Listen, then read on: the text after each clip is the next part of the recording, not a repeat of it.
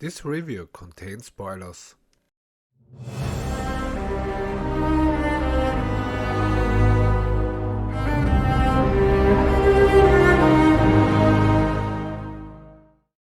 Rayla, Callum and Sim are arriving at Rayla's village.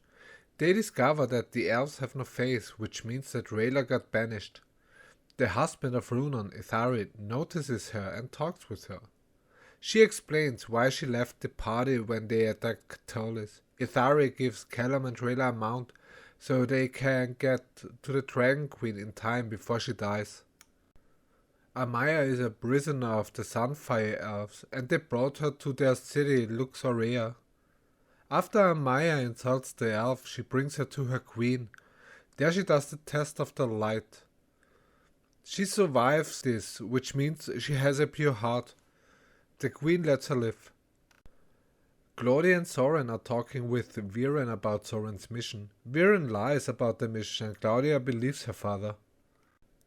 Ezrin tells Prince Kasef about the Dragon Prince, but he doesn't care. As he wants to leave, one of the council members talks with him and brings him to the imprisoned Viren.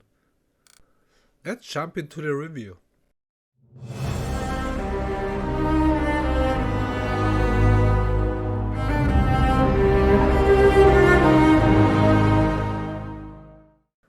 Callum does the same joke as Rayla as she disguised herself as a human, and I thought it was funny. I think I like the Rayla version as well. I wanna praise the jokes if they are working for me since I criticized them as well. We see the city of the Sunfire Elves, and this city is huge. What broke the immersion for me was the French accent the Sunfire Elves have. I hope I get used to it, and it makes me wonder what other accents they will use.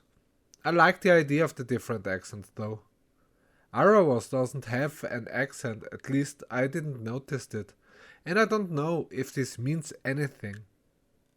Did I say accent often enough? I like the prison Amaya is in, that's badass. To get into Rayla's town they have to do a ritual, which is a dance. Sim runs in a circle, which works too. Does this mean Callum could have ran in circle as well? That doesn't look, of course, interesting. And I find it in general interesting that they have hidden their village. Do they hide it for safety reasons or because they can? Are there different elf races living in peace or are some of them at war with each other? I'm quite curious about this stuff. Is Luxorea also hidden? Rayla is a ghost because she got banished due to her departure from the party at the beginning of the show. She makes it possible to communicate with Ithari, and he learns the reason for her leaving.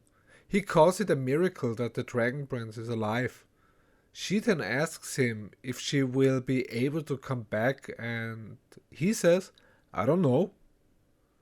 I mean, she sacrificed quite a lot for saving the Dragon Prince.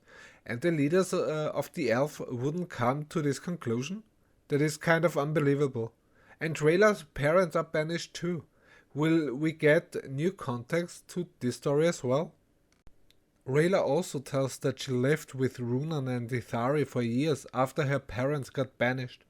In episode 3 of season 1, Rayla fought against Runan because she wanted to call the attack off, since the attack is for vengeance and the Dragon Prince is still alive. He even says that he would kill her if he has to do it. So I guess they wrote Rayla into a part of Runan's family was a late decision. There is nothing which would make me think that they are close. Consistency is important. She learns at a well that she's the only survivor of the party. She tells Callum that Ithari is the one who enchants these flowers for each assassin if they go on a dangerous assassin mission, which is pretty macabre. When the assassin dies, the flower stops floating. What is Ithari's position? Something like a priest? The traditions the Shadow Moon Elves have are pretty dark. You swear an oath and you may lose your hand. You die and you have this flower in place when you are on a killing tour and you die, the flower stops floating. We see that one of the flowers is still in the well, so Runan is still alive? Question mark. Even if he got transformed into a coin. Claudia asks Viren about the mission he gave Soran, and she believes her father. Which makes total sense, because why should she think that this is true? Especially if you never had experienced something hideous with this person. It's great that they start to give Soran a bit of depth in his character. Just to be the stupid fighter stereotype is boring. I like the episode. We learned more about the elves' culture, which is great, and Soran gets more character depth. So, this was my review of episode 3, I guess. What did you think about this episode? Let me know in the comments below. If you liked this video, please give it a thumbs up and hit the notification bell. And subscribe to my channel. Have a nice one. You take care. See ya.